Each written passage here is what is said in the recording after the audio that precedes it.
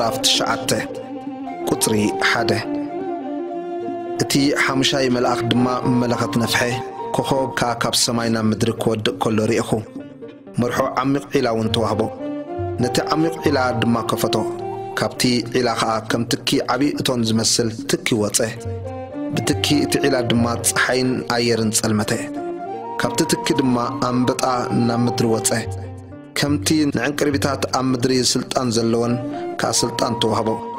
ነውን ነቶም ኣብ ግንባሮም ማሕተም ኣምላኽ ዘይብሎም ሰባት ጥራይ ደኣ እምበር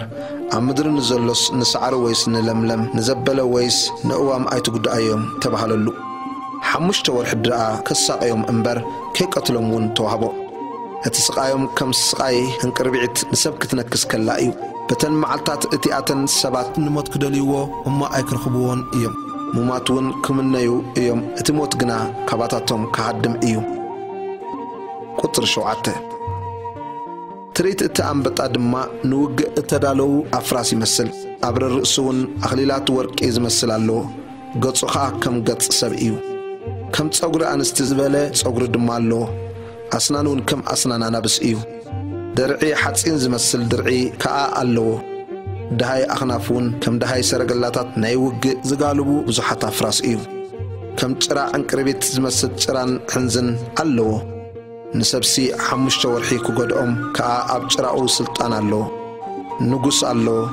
ንሱ መልአኽ ማዕሙቕ እዩ ስሙ ብዕብራይስጢ ኣባዶን እዩ ብፅርእ ኸኣ ስሙ ኣጲልዮን ይበሃል ቁጥሪ 12 እቲ ቀዳማይ ወዮ ሓሊፉ ድሕሪ እዚ ኸኣ እንሆ ገና ክልተ ወዮ ይመጽእ ኣሎ ቁጥሪ 13-14 እቲ ሳድሳይ መልአኹን መለኸት ነፍሐ ካብተን 4 ቀርኒ ናይቲ ኣብ ቅድሚ ኣምላኽ ዘሎ መስውኢ ወርቂ ነቲ መለኸት ዘለዎ ሳድሳይ መልአኽ ነቶም ኣብቲ ዓብዪ ሩባ ኤፍራጥስ ተኣሲሮም ዘለዉ 4 መላእኽቲ ፍትሓዮም ዝብል ድምፂ ሰማዕኹ እቶም ነታ ሰዓትን መዓልትን ወርሕን ዓመትን እተዳልዎ 4 መላእኽቲ ንሲሶስ ሰብ ምንቲ ክቐትሉ ተፈትሑ ቁፅሪ እቶም ሰራዊት ፈረሰኛታት ከዓ 2,000 ግዜ እልፊ እዩ ቁፅሮም ሰማዕኹ ብረኣይ እውን ከምኡ እቶም ኣፍራስን እቶም ተቐሚጦምዎም ዘለዉ ርየኹ ሓውን ህያንኪንቶስን ዲንን ዝመስል ድርዒ ኣለዎ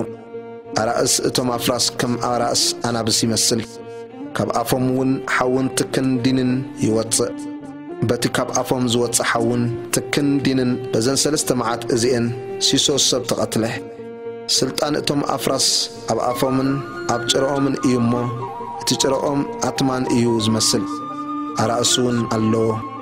ብኡ ገይሮም ድማ እዮም ዝጎድኡ እቶም በዘን መዓት እዚኣተን ከይተቐትሉት ዝተረፉ ሰባት ከዓ ናጋንንትን ነቶም ክርእዩ ወይስ ክሰምዑ ወይስ ክኸዱ ዘይከኣሎም ጣዖታት ወርቅን ብሩርን ኣስራዝን ኣእማንን ኣዕፃውን ከይሰግዱ ካብቲ ግብሪ ኣእዳዎም ኣይተነስሑን ካብ ነፍሲ ምቕታሎም ወይስ ካብ ኣስማቶም ወይስ ካብ ምንዝርነኦም ወይስ ካብ ስርቆም ኣይተነስሑን